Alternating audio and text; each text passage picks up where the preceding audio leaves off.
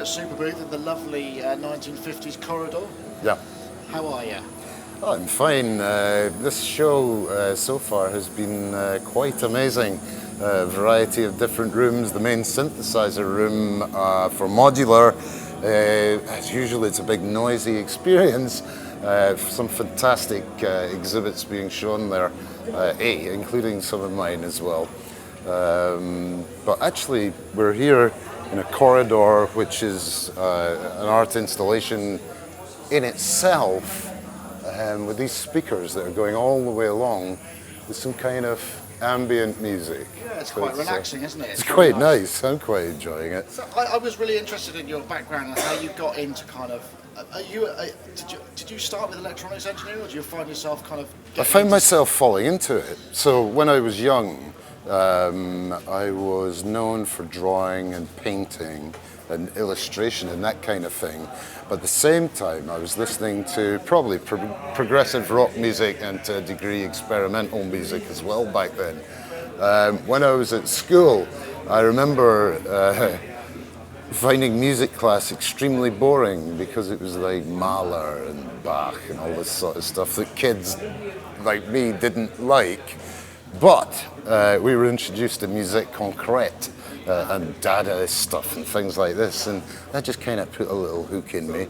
And of course, at this time, the synthesizer was starting to make its way into general pop music. Yeah. And if you're into synths, it's a sound you love, and this was a new sound that I loved.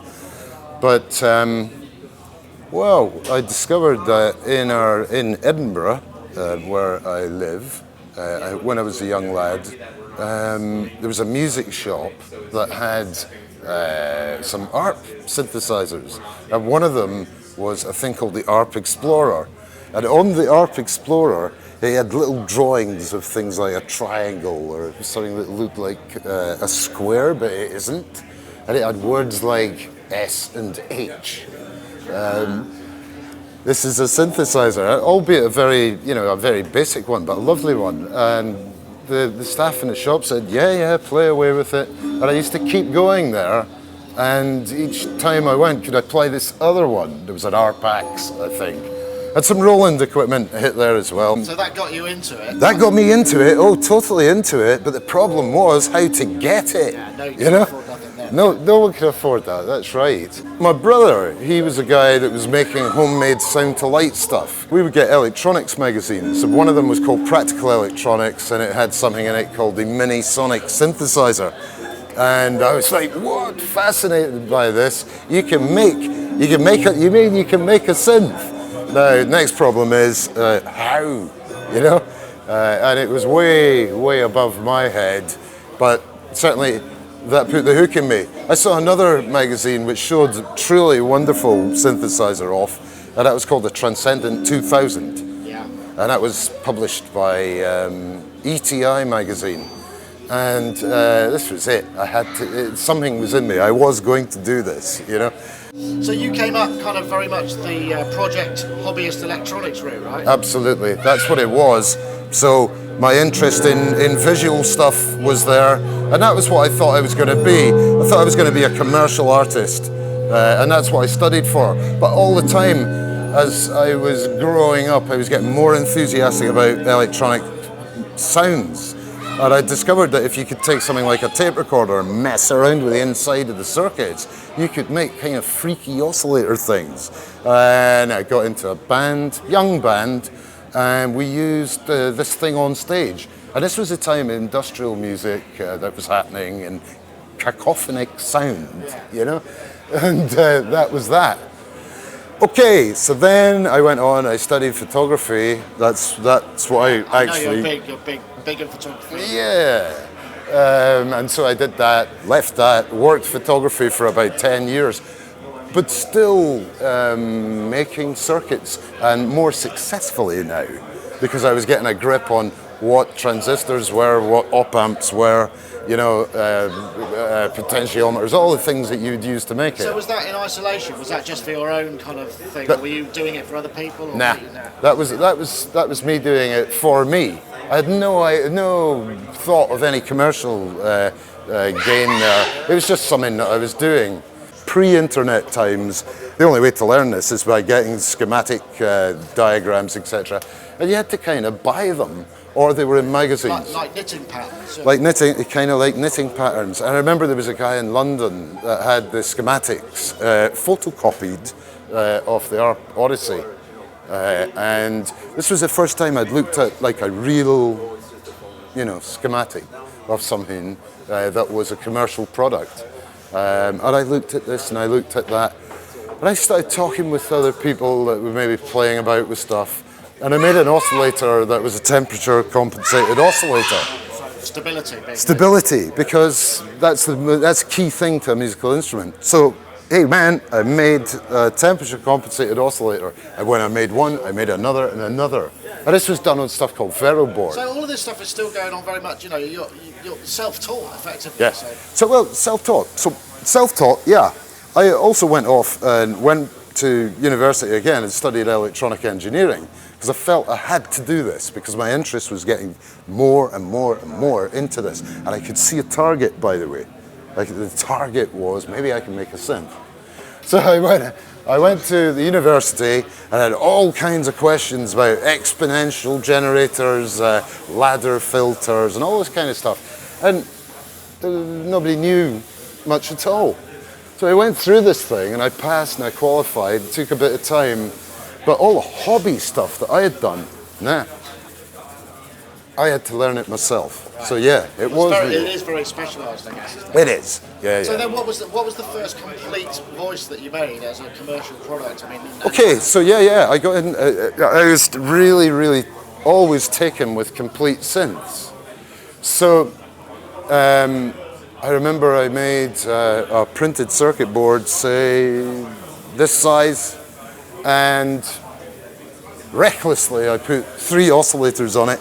I put a filter on it, I put a VCA on it, and a couple of envelopes on it. Yeah? And fired it up. I think part of it blew up.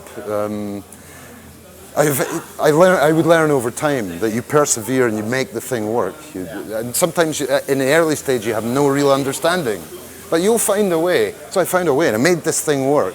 Actually, I advertised it in Sound on Sound because I'd put it in a rack 4U rack mounting case. The journalist Paul Nagel saw this advert, picked up on it, and then he came and visited me, and he thought it was great, so he bought it. Awesome. And I thought, yeah, awesome, he's bought it, And at that point, I said, hey, I wonder if I wonder if you'd be interested in me writing an article about DIY synths and the struggle. Right. Yeah? So they said, yeah, that's fine, Ken, right away. And during that time as well, I'm getting more and more confident and I'm believing in what I'm doing and I think I can turn this into a product. So actually that's what I did. The thing I made, I called it M3 and Paul got this. And I spoke with a lovely guy called John Kenton Price. Yeah. Yeah. And I said, John, would it be possible to get a pro solo board and stick MIDI in? Because you're going to need MIDI with this thing. CV gate's fine. But anyway, I stuck MIDI in this thing, and then I designed metalwork. This is all from scratch.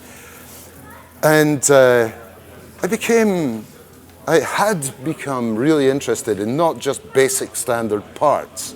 I started thinking about looking at real circuit boards of quality machines. They use that kind of part instead of that cheaper part, or they use this nicer part instead of that part. So for all this thing, I put in the best bits that I could buy. It was not a cheap venture. So do you think that's what makes the MacBeth sound? Because everybody says, they just sound great. Uh-huh. And is it down to the components? Is it down to the power supply? Where is it that makes the most difference, do you think? It is a consistently high quality choice of parts. Now, if there's an art to this thing, it's also possibly in the layout of the circuits themselves, how they interact with each other. And for example, what would happen is I could make something, because I was getting good at this PCB stuff, by the way, for prototype. I could make something and, whoa, there's a bit of distortion here, or there's some kind of bleed here, or there's whatever. You design it again. And you design it again and make it again and again and again until it's right. And hey, then it's right. Then you put it out. So I think there's certain circuits that I do which will appear in my instruments because I know they're good and I've learned things about them. So they, like my oscillators, they stick in there. And I think, you know, if you were to look at painting or drawing or anything that you start to refine yourself because it comes through an inherent knowledge. And I think maybe that's part of what makes this sound. I've kind of learnt my own method and way. Obviously, as a kind of, I hesitate to use the word boutique, but I guess Okay. a small scale manufacturer. It is, and it is. How do you kind of make the choice to kind of go, right, I'm going to make this or that? You know, do you have a vision in your head and go, I must do this? Is it I have a vision in my head, Nick, and I must do this. Compulsion. Okay, it's a compulsion, and then you do it, and it engages. I get engaged by it, and then I'd like to do this now. Right. So actually, that is partially why small scale runs for me. But the other thing is, you have to be clever with your market, not to overproduce. I can think of a couple of guys that invested too much in it, paid too much for what they were doing. They're not in business now. Right. Better to sell out than, I think so. That's a good way of putting it. not sell out as in commercial, but sell out a product, yeah. Sell out a product, and then you can make the choice, make it again. I think with the Elements, there's a high chance I will continue that product to a certain point. But as I say, I've already got ideas in my head for something else that I want to do. That will get a priority eventually. And do you, is your kind of mind going towards smaller, more compact, or larger and more exciting? Now that's funny because I can see the fun in both. So I have a respect for the small synths, and the ones that I call micromac are my idea. The small synth compared to the somewhat massive M5. I can understand the need to have a small desktop unit. It's great, integrated small synth like that. But I can also understand a stage instrument, like what's the M5 and the M5N were. I mean, I made them for large motion with hands, you know? A big tactile experience. And that's another interesting point because obviously the physical relationship with an instrument is very important. Yeah. I mean, you can cram a lot into a very small space. Yes. If you're not going to think too much about how to use Yeah, it. yeah. Do you put a lot of work into that as well? Yeah. So, important to me is the spacing of controls that will be used by hand. Now, I know that you can make lots and lots and lots of controls and switches and jack sockets in a very small area. And hey, these designers that I see that do that, hats off to them. They're expert at doing this and it's great. And there is a client type that needs that amount of smallness, and probably in a modular system. Yeah. But hey, my clients appreciate the ergonomics that I put into things. I think I got into using that term many years ago, and it was something I never deviated from. I will not compromise panel space and my ergonomics to cram things in. Right. But that's me, and some people like it, and if you don't like it, other people buy other things. That's what happens. Exactly. Ken, thank you very much for talking to us. It's been a real pleasure. My pleasure, Nick. Keep it up.